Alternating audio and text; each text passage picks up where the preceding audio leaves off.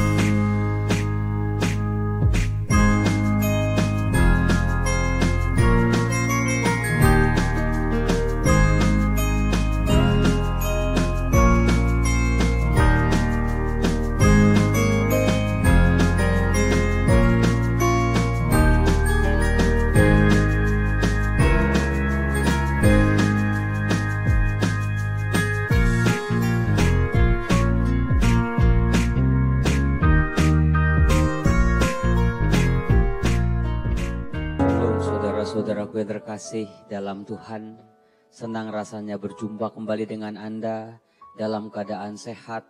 Kalau di kiri kanan Anda ada keluarga Anda, lihatlah, pandanglah, itulah kasih Tuhan yang nyata untuk hidup kita semua. Saudara-saudaraku yang terkasih, orang banyak tahu tentang seorang tokoh kitab suci yang hidupnya penuh dengan penderitaan. Pasti Anda tahu namanya Ayub. Arti nama Ayub saja sudah penderitaan. Maka bisa kita bayangkan orang yang namanya penderitaan, bagaimana dia menjalani hidupnya. Kita semua sudah tahu deraan demi deraan, masalah demi masalah, kehilangan demi kehilangan, penyakit demi penyakit datang menghampiri Ayub di saat dirinya tidak siap.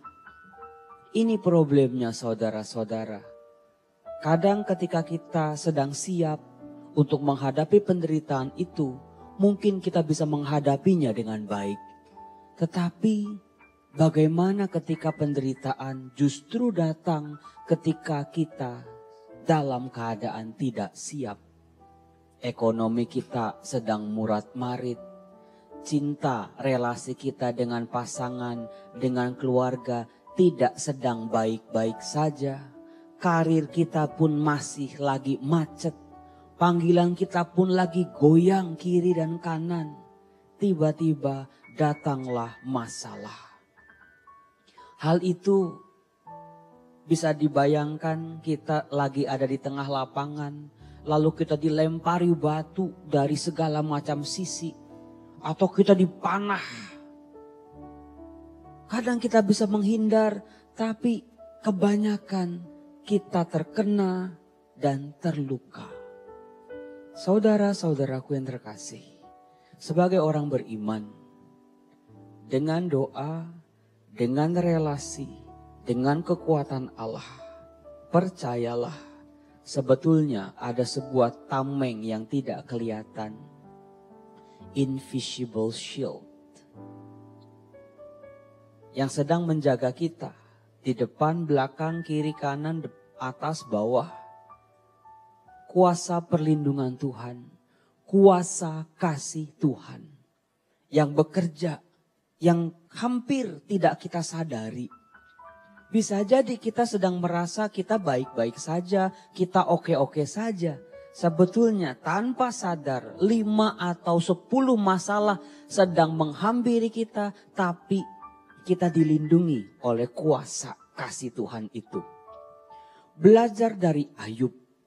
Apakah Anda tahu bahwa di tengah-tengah penderitaannya, di tengah-tengah protes kehidupannya sama Tuhan, seorang Ayub dalam keputusasaannya, dalam rasa kecewa, rasa marahnya, ketika dia mau mencari jawab mengapa dia harus menderita seperti ini, dan Tuhan seolah-olah diam, tidak memberi jawaban apapun buat Ayub. Tetapi saudara-saudara, di Ayub bab 23 ayat 10. Silakan Anda buka kitab suci Anda, Ayub 23 ayat 10. Di tengah penderitaannya, seorang Ayub berkata, karena Tuhan tahu jalan hidupku. Seandainya Ia menguji aku akan keluar seperti emas. Padahal hidupnya belum dipulihkan, penyakitnya belum sembuh, keadaannya belum normal sama sekali. Tapi seorang Ayub meletakkan rasa percayanya sama Tuhan. Bahwa Tuhan yang sedang mengizinkan dirinya untuk menderita adalah Tuhan yang tahu siapa dirinya. Adalah Tuhan yang mengenal isi hatinya. Adalah Tuhan yang tahu seberapa dalam cintanya pada Tuhan. Tapi tahu bukan sekedar tahu. Tapi Ayub yakin Tuhan tahu bahwa dirinya, Ayub ini, manusia yang lemah tidak berdaya ini, akan bisa melewati masa-masa sulit dalam kehidupannya. Tapi nanti ketika dia sudah melewati masa sulitnya itu, bukan sebagai korban, orang yang terluka, orang yang patah, tetapi keluar sebagai emas. Ayub bab 23 ayat 10. Tuhan memberkati.